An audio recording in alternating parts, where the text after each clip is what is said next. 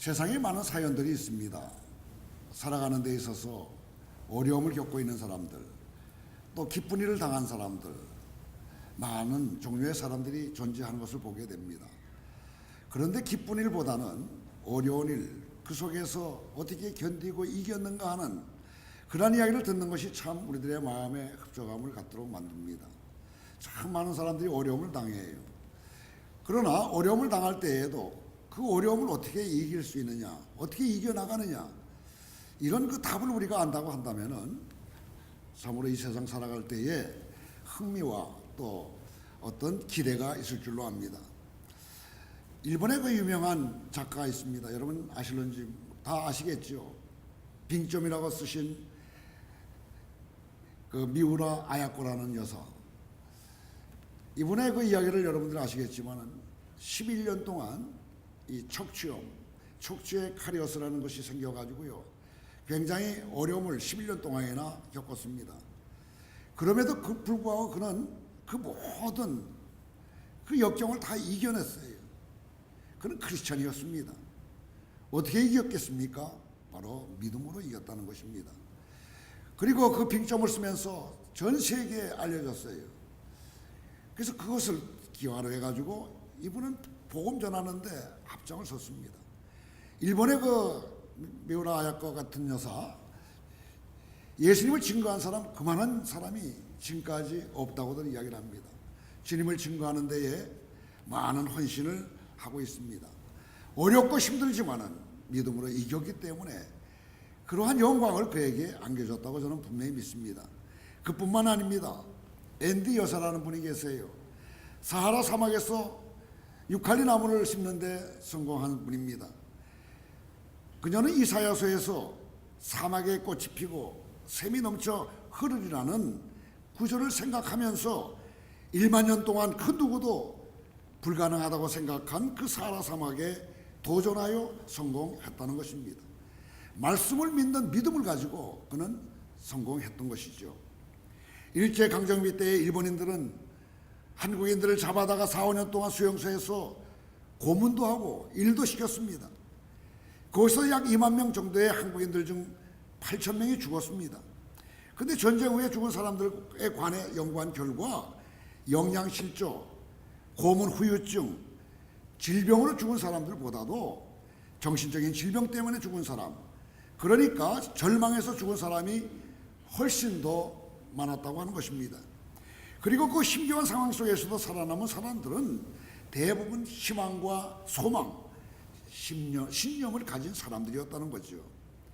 반드시 살아나갈 것이라는 희망과 그에 대한 강력한 믿음이 사지에서도 그들을 살려냈던 것입니다.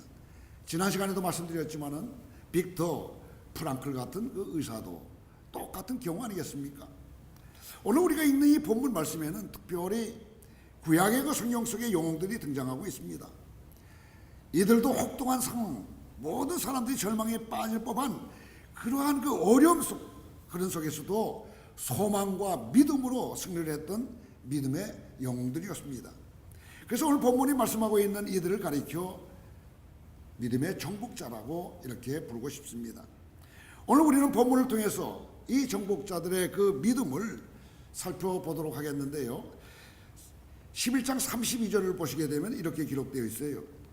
내가 무슨 말을 더하리요? 기드온, 바락, 삼손, 입다, 다윗 및 사무엘과 선지자들의 일을 말하려면 내게 시간이 부족하리로다. 정말 그렇습니다. 히브리서 기자의 말처럼 여기에 언급된 사람 한 사람을 일일이 다 나열하고 그들의 생애를 설명한다고 한다면 시간이 꽤 많이 걸릴 거라고 생각이 됩니다.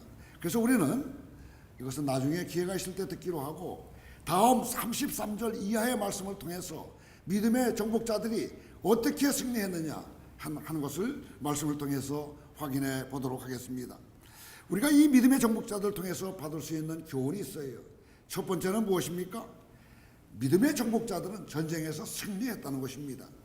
33절 말씀을 보시게 되면은 그들은 믿음으로 나라들을 이기며 그랬어요. 특별히 이 말씀은 출애굽 당시의 그 모세를 생각나게 하는 그런 말씀이라고 봅니다. 애굽의 모든 권력 구조, 정치 구조, 물리적 힘을 오직 하나님을 믿음으로 이기는 모세, 실로 믿음으로 나라를 이긴 모범이 되기에 충분한 것입니다. 또한 모세 이후에 난공불락의 그 여리고성을 무너뜨리는 데 앞장을 섰던 여호수아 역시 믿음으로 나라를 이긴 하나의 사례라고 볼 수가 있습니다. 계속해서 가나안 땅에서의 전쟁 계속해서 승리하지 않았습니까? 정말 이것은 불가능한 일입니다. 기대 밖의 일이었더랬어요.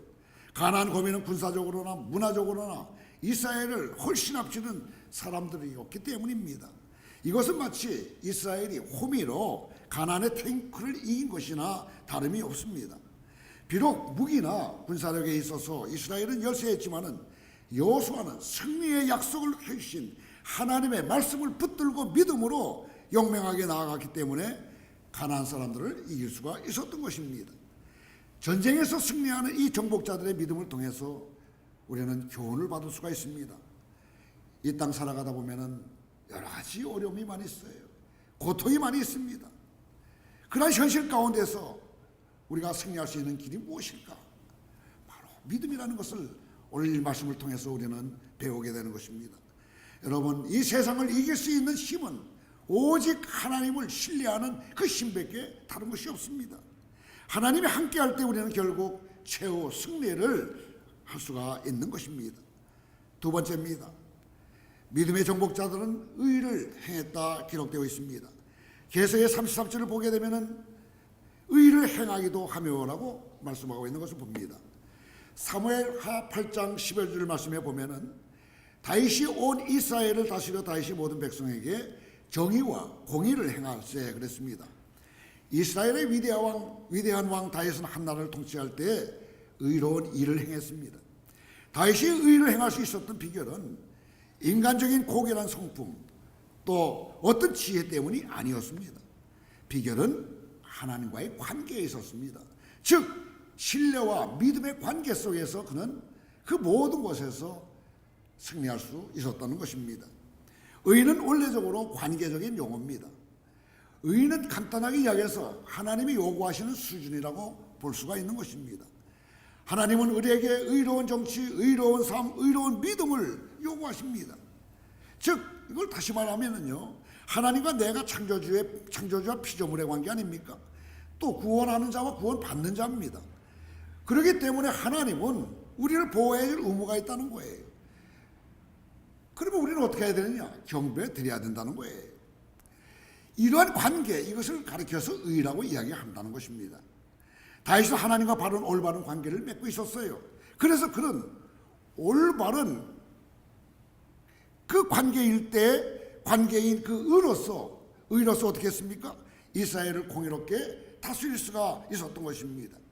불의한 이 땅의 공의가 하수처럼 흐르기 위해서는 결국 정치가 한 사람 한 사람 그리고 시민 한 사람 한 사람 이 각각 그 개인들이 하나님과 온전한 관계를 맺어야 한다는 것입니다.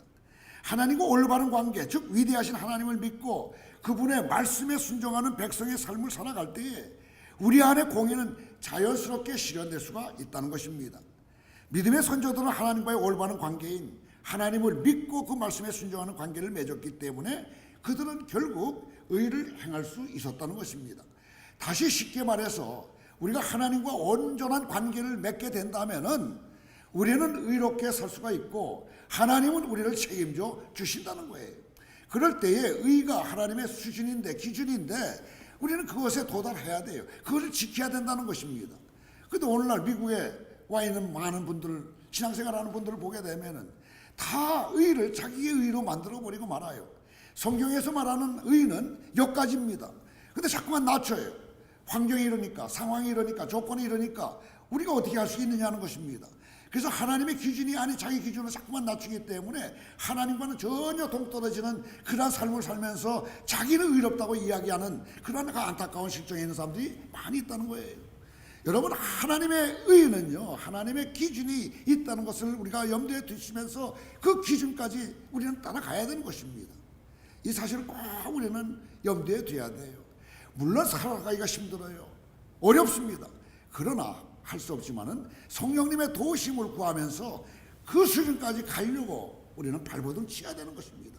이 어려움을 왜 하나님이 모르시겠어요? 그렇게 우리가 하려고 할 때 하나님은 우리를 선한 길로 인도해 주실 줄로 믿습니다. 자, 세 번째요. 믿음의 정복자는 약속을 받고 반드시 성취하는 것입니다. 성경에는 수많은 약속들이 등장합니다. 그리고 그 약속들은 반드시 성취되고 있는 것을 우리는 보게 됩니다. 비록 그 약속을 받은 당대에 이루어지지 않는 그러한 것들이 너무나 많이 있어요. 그러나 어느 때인가 반드시 이루어지는 것을 우리는 볼 수 있습니다. 하나님께서 아브라함에게 주셨던 그 약속을 한번 생각해 보세요. 내가 너로 복의 근원이 되게 하시겠다고 말씀합니다. 또 너로 창대한 민족을 만들겠다는 거예요. 동서남북 보이는 것을 다 봐라. 네 이름으로 온 세계에 떨칠 것이라는 약속. 실제로 어떻게 되었습니까? 오늘날 다 이루어지지 않았습니까? 그 외 여호수아에게 네가 받는 땅을 다 너에게 주겠다는 약속, 또 사사들에게 승리를 약속하신 것이나 다윗 왕에게 메시아를 주시겠다는 약속들, 여러분 하나님의 때에 다 성취되었던 것을 우리는 보게 됩니다. 사실 창세기로부터 요한계시록에 이르기까지 성경 전체는 다 약속의 말씀입니다. 그리고 그것이 신실하게 성취된 것을 보여주는 것이라고 볼 수 있어요. 믿음의 사람 조지 밀러라는 사람이 있어요. 성경을 통해서 하나님의 약속을 발견하고 이 약속들을 기대하면서 구체적으로 기도해서 5만 번 이상의 응답을 받았다고 간증합니다. 수천 명에 달하는 고아애들을 기르면서 언제나 기도로서 그 모든 애들을 키웠다는 그러한 간증집도 있습니다. 여러분, 성경의 약속대로 다 기도하면은 이루어진다는 사실을 기억할 수 있게 되기를 바랍니다. 하나님은 오늘도 성경 말씀을 통해서 우리에게 약속의 말씀을 주고 계십니다. 그리고 그 성경 말씀을 통해서 그 약속은 반드시 이루어질 것이라는 확증하고 계시는 것들을 우리는 또 보게 됩니다.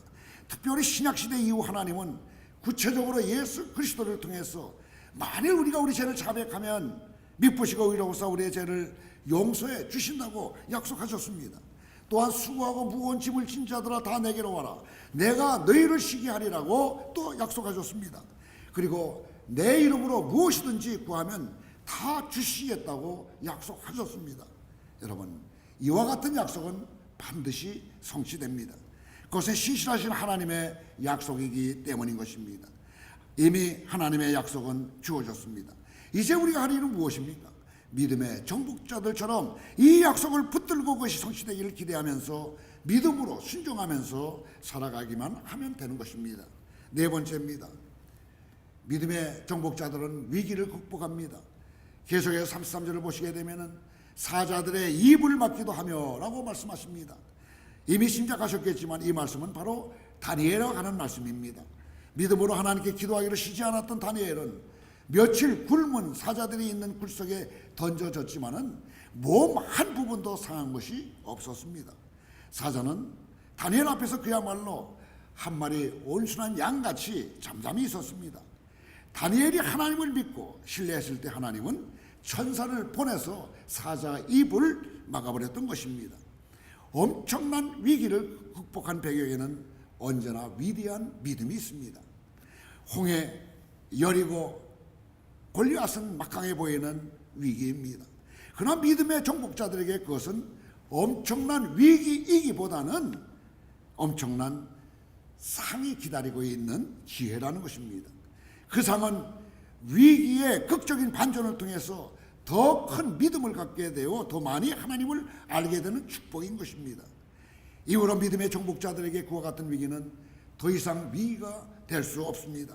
위기보다 더 커버린 믿음으로 위기가 위기로 다가오기보다는 또 다른 축복의 통로요 기회로 보여질 것입니다.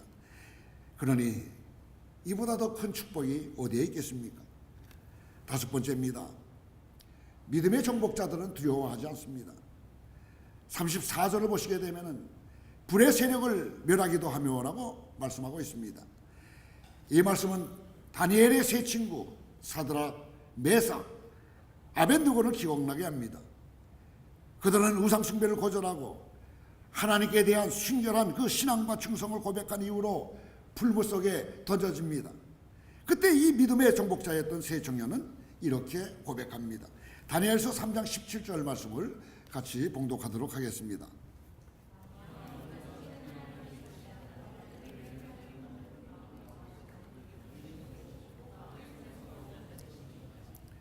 그들은 풀무불 앞에서도 결코 두려워하지 않았어요.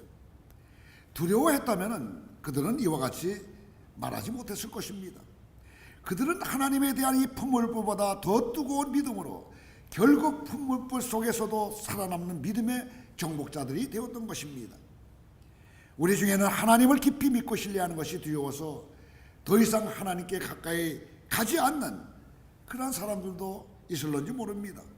적당히 믿어야지. 너무 깊이 믿으면 하나님께서 불같이 큰 믿음의 시련을 주실 것이라는 거짓 영의 속임 속에 속아 넘어가서 더 깊이 하나님을 믿기를 주저하는 분들이 있을지도 모른다는 말입니다. 믿음의 단계에서 그와 같은 믿음에 대한 두려움은 자연스럽게 주어지는 것입니다. 그것은 더 이상 깊이 믿지 못하게 하려는 사탄의 속임수인 것이죠. 그럴 때 기쁨의 하나성을 지르시길 바랍니다. 사탄은 우리가 더 깊은 믿음을 갖게 되는 것을 몹시도 두려워해요. 무서워해요. 그렇기 때문에 그렇게 속이는 것입니다. 더 깊은 믿음으로 가는 데에 이 두려움을 방해하는 일이 있다면은 오직 신실하시고 항상 좋으신 하나님을 여러분들 기억할 수 있게 되기를 바랍니다. 그리고 그 세 친구의 믿음의 고백처럼 어떤 어려움 속에서도 하나님은 나를 능히 건져내실 것이라고 선포하면서 이겨나가시기를 바랍니다. 여섯 번째로 믿음의 정복자는 피난처를 갖는다고 말씀합니다. 34절을 보세요. 칼날을 피하기도 하며라고 말씀하고 있지 않습니까? 이 말씀은 뭘 기억나게 만듭니까? 사울의 칼과 창을 피해 달아났던 다윗을 생각나게 만들지 않습니까? 왕의 표적이요 사냥감이 되었던 다윗, 그 어떤 곳에서도 그는 생명을 보존할 수가 없었습니다. 편안한 안식을 누릴 수도 없었어요. 사방의 적들 뿐이어서 칼날과 창은 언제나 다윗의 심장을 향하고 있었습니다. 그런데 그와 같이 심각하게 쫓기는 절박한 그 상황 가운데서도 다윗은 결코 하나님에 대한 믿음을 잃지 않았던 것입니다. 그래서 다윗은 계속해서 사울의 칼날을 피할 수가 있었습니다. 다윗에게 있어서 칼날을 피했다는 말은 비단 육체적으로 피했다는 말이 아닐 것입니다. 그것은 동시에 정신적으로나 영적으로 피해의식과 강박관념이라는 불안하고 두렵게 하는 칼날을 피했다고도 할 수 있습니다. 오직 신실하신 하나님을 믿음으로써 다윗은 육체적으로나 정신적으로나 칼날을 피해서 안식할 수 있었던 것입니다. 여러분, 우리가 살아가는 데 있어서 아무리 어렵고 힘들더라도 생명을 뺏겠다고 쫓아다니는 이 다윗과 같은 그러한 입장에 처한 사람은 저는 없다고 봅니다. 여러분, 그도 그러한 그 어려운 환경 속에서 주님만을 붙잡았던 그 믿음이 그를 살리지 않았습니까? 이런 것들을 보면서 여러분, 주님을 향한 그 믿음, 이것을 다시 한번 여러분들이 확인하면서 그러한 믿음을 가질 수 있게 되기를 바랍니다. 믿음은 우리로 칼날까지도 피하게 만든다는 것입니다. 육체적이고 정신적이고 영적인 칼날을 피하면서 하나님 안에서 쉼과 안식을 누리게 한다는 것입니다. 일곱 번째 믿음의 정복자는 기꺼이 연단을 받았습니다. 34절을 보세요. 연약한 가운데서 강하게 되기도 하며라고 말씀하고 있습니다. 이것은 정복자의 믿음은 연단을 받는 믿음이라는 것을 보여주고 있어요. 즉 그들의 믿음은 처음부터 이러한 그 믿음이 없었다는 것입니다.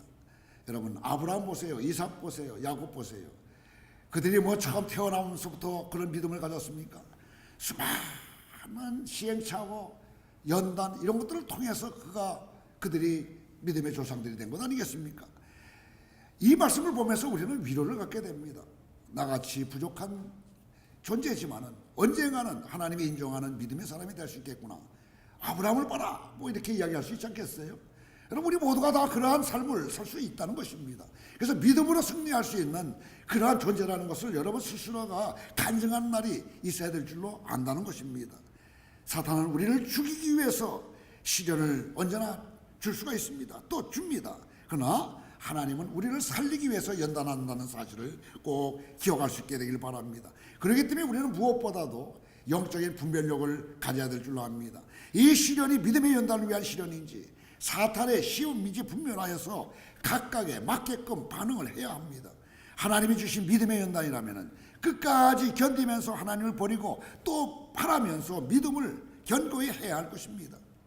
그러나 만일 그 시련이 사탄의 간악한 실험이라면 깨어 기도하면서 사탄의 간악한 계획가 깨어지기를 위해서 강력하게 기도하면서 지혜를 구해야 할 것입니다. 여러분, 이걸 분별하지 못하게 되면 쓸데없이 어려움을 당하는 경우들이 너무나 많이 있다는 거예요.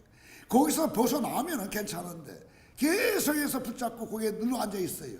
얼마나 안타까운지 모릅니다. 이건 사탄의 계획이에요. 그러면 죽는다는 것 뻔히 알고 있으면서도 헤어나지 못한다면 그게 얼마나 안타까움이겠어요. 하나님 말씀을 믿으세요. 그러면 거기에 살 길이 열린다는 것을 보게 된다는 것입니다. 여러분, 하나님의 말씀은 언제나 신실하기 때문에 그렇습니다. 8번째 보세요. 믿음의 정복자는 용기가 있습니다. 34절을 보시게 되면은 전쟁에 용감하게 되어서 이방 사람들의 진을 물리치기도 하며라고 이렇게 기록되어 있습니다. 누누이 말씀드렸듯이 믿음의 특징은 담대함과 용기입니다. 신앙의 사람들은 비록 두려운 상황 속에서도 믿음을 가지고서 두 손 불끈 쥐고 두려움 상황 한복판으로 달려드는 사람들이에요. 여호수아를 보세요. 기드온을 보세요. 드보라, 다윗 등등 수많은 믿음의 정복자들 앞에는 두렵게 하는 상황, 불가능해 보이는 상황과 장애물들이 엄청나게 많이 있었습니다. 그러나 그들은 오직 믿음으로 그런 것들을 다 뛰어넘음으로써 믿음의 선진의 반열에 오를 수가 있었던 것입니다. 믿음으로 용기를 얻어서 그것과 정면으로 대결했을 때 그들은 믿음의 믿음을 도하는 축복을 받았던 것입니다. 마지막으로 믿음의 정복자는 최후의 승리자들인 것입니다. 34절을 보게 되면 이방 사람들의 진을 물리치기도 하며라고 말씀합니다. 이 말씀을 계속되는 수많은 전쟁에서 이방인들을 물리침으로써 하나님 나라를 더욱더 확장해 나갔다는 뜻입니다. 또한 35절에 여자들은 자기의 죽은 자들을 부활로 받아들이기도 하며 그렇게 기록하고 있습니다. 하나님을 믿는 사람들은 그리스도 안에서 죽은 자들이 살아 일어나는 영광스러운 부활을 볼 것이라는 말씀인 것입니다. 오직 믿음의 정복자만이 최후의 승리를 얻을 것이라는 말씀입니다. 지금까지 우리는 말씀을 통해서 믿음의 정복자들의 모습에 나타난 교훈을 알아보았습니다. 33절, 34절을 비춰주세요. 여러분들 저 말씀을 속으로 읽으시면서 제가 정리하는 것들에 귀를 기울이시길 바랍니다. 믿음의 정복자들은 첫 번째 뭡니까? 전쟁에서 승리하고, 또 두 번째는 뭐예요? 의를 행하며 약속을 성취하며 위기를 극복하고 두려워하지 않으며 피난처를 가지며 기꺼이 연단받고 용기를 가지며 최후의 승리를 한다는 것, 이것을 33절 34절에서 기록하고 있는 것입니다. 이것을 오늘 이 믿음의 조상들이 갖고 있는 모든 것을 이겼던 그러한 내용들입니다. 여러분, 이 말씀 꼭 여러분들 마음속에 새길 수 있게 되기를 바랍니다. 그래서 언제나 승리하게 되기를 바랍니다. 이렇게 믿음의 정복자들의 결말이 해피엔딩일 수 있는 것은 그들이 두 분야를 완전히 정복했기 때문입니다. 첫 번째는 자기 자신을 정복했기 때문에 가능한 것입니다. 다른 하나는 바로 세상입니다.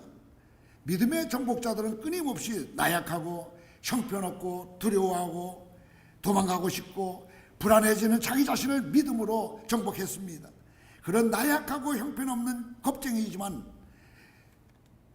겁쟁이 자신이지만은 그러나 오직 강하고 위대하고 용맹스러운 그 하나님을 바라보심으로써 그들은 자신을 이기고 정복하면서 믿음의 길로 나아갔던 것입니다. 또한 믿음의 정복자들은 섬길 듯이 으르렁거리면서 다가오는 세상의 공격들, 가치관들, 조롱과 무시들, 실패한 것이라는 계산들, 합리적인 잡대들을 오직 믿음으로 이김으로써 승리자가 되었던 것입니다. 세상의 것들을 볼 때 우리는 결코 승리할 수가 없습니다. 세상은 우리의 승리를 결코 원하지 않기 때문입니다. 세상은 오히려 우리가 참혹하게 대패하여서 더 이상 희망이나 소망, 믿음을 갖지 못하게 하기 위해서 온갖 많은 방법을 다 동원합니다. 그렇게 세상의 평가와 판단과 훈계에 귀를 기울이는 것은 어리석은 일입니다. 세상은 언제나 너는 안 돼, 너는 실패자야, 너는 나거자라고 이렇게 말합니다. 그러나 하나님은 너는 나의 것이기에 너는 반드시 할 수 있고, 너는 절대로 실패할 수 없고, 너는 절대로 낙오할 수 없다고 말씀하십니다. 세상의 말에 귀를 기울이게 되면 언제나 실패할 뿐입니다. 그러나 하나님의 말씀에 귀를 기울이게 된다면 우리는 성경에 등장하는 믿음의 선조들처럼 결국 믿음의 사람들로 최후 승리를 누릴 수가 있게 될 것입니다. 저는 여러분 모두가 이런 믿음의 정복자들처럼 그런 믿음의 사람들이 다 될 수 있게 되기를 주님의 이름으로 간절히 바라고 있습니다. 그렇게 되셔서 이 세상을 승리하시면서 하나님께 영광을 돌리는 여러분과 제가 될 수 있게 되기를 주님의 이름으로 축원합니다. 기도하겠습니다. 사랑하시는 하나님, 은혜를 감사드립니다. 오늘도 우리에게 믿음의 눈과 귀를 허약하여 주시옵소서. 그래서 눈에 보이는 세상의 가치가 아니라 보이지 않는 하나님의 법을 보게 하시고 우리로 절망하게 하는 세상의 소리가 아니라 우리에게 소망을 주는 하나님의 말씀에 귀를 기울이게 하여 주시옵소서. 하나님의 법, 하나님의 말씀을 보고 들음으로써 우리에게 대한 믿음을 허락하시소. 우리 각자의 삶의 자리에서 오직 믿음으로 나약한 우리 자신과 세상의 험한 가치들을 정복하고 승리하는 믿음의 정복자들이 다 되게 도와 주시옵소서. 예수님의 이름으로 기도드리옵나이다. 아멘.